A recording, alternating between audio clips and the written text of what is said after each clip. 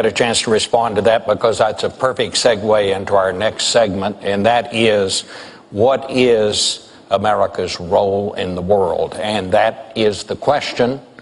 What do each of you see as our role in the world? And I believe, Governor Romney, it's your turn to go first. Well, I absolutely believe that America has a responsibility and the privilege of helping defend freedom and promote the principles that make the world more peaceful.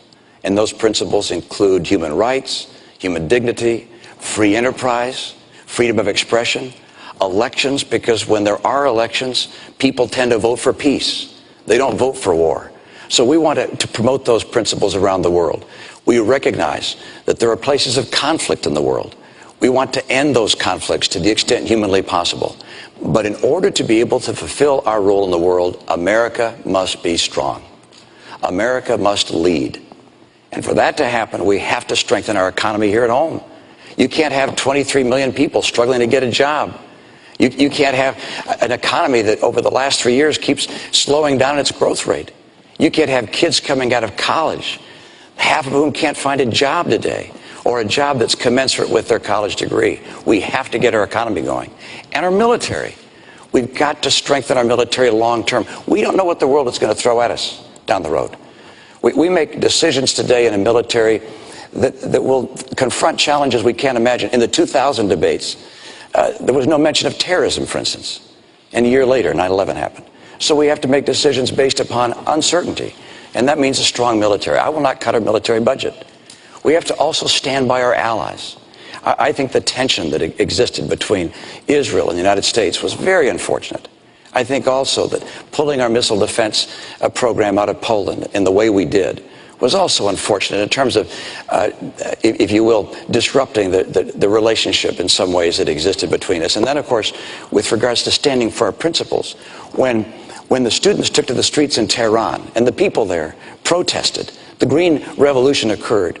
For the president to be silent, I thought, was an enormous mistake. We have to stand for our principles, stand for our allies, stand for a strong military, and stand for a stronger economy. Mr. President. America remains the one indispensable nation. And the world needs a strong America, and it is stronger now than when I came into office. Because we ended the war in Iraq, we were able to refocus our attention on not only the terrorist threat, but also beginning a transition process in Afghanistan. It also allowed us to refocus on alliances and relationships that had been neglected for a decade. And Governor Romney, our alliances have never been stronger. In Asia, in Europe, in Africa, with Israel, where we have unprecedented military and intelligence cooperation, including dealing with the Iranian threat. But what we also have been able to do is position ourselves so we can start rebuilding America. And that's what my plan does.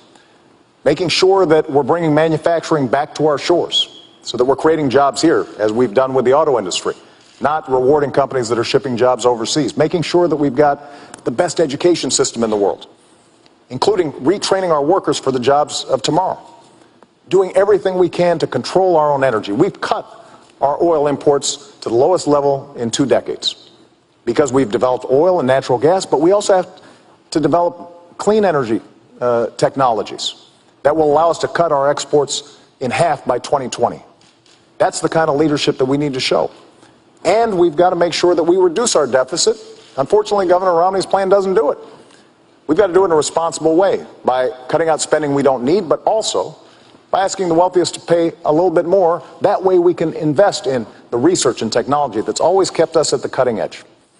Now, Governor Romney has taken a different approach throughout this campaign. You know, both at home and abroad, he has proposed wrong and reckless policies. You know, he's praised George Bush as a good economic steward and Dick Cheney as somebody who shows great wisdom and judgment. And taking us back to those kinds of strategies that got us into this mess are not the way that we are going to maintain leadership in the 21st century. Governor